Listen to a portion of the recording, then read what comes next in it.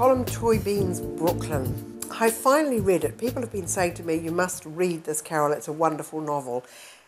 And it certainly is. It's very gentle. It's a thoughtful novel and a caring novel, and I really loved it. Colm Tóibín, as many of you will know, is an award-winning Irish writer, and he's just been at the Auckland Writers and Readers Festival, where he was one of the stars, most certainly. This novel is about a young woman, set in the 1950s, a young woman called Eilis, who travels rather reluctantly, really, to Brooklyn, New York.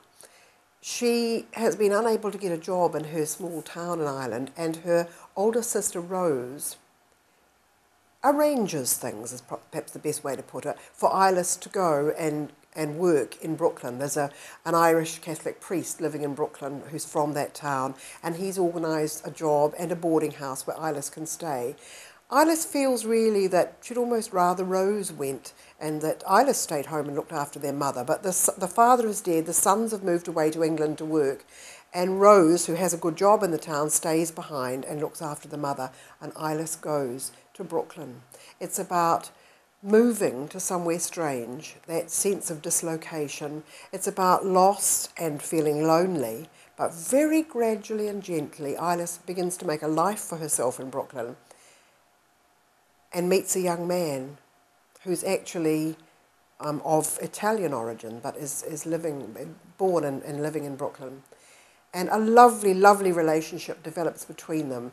And then, for reasons that I won't tell you because I don't want to spoil the novel for people who haven't read it yet, Eilis has to go back to her home village back in Ireland, and then has to make a really difficult decision about whether to stay home in Ireland or go back to her lovely young man in Brooklyn.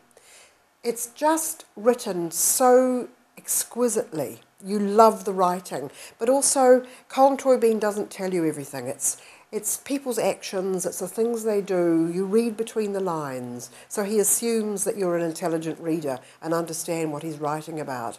In the end, it's about people really caring and taking care of each other.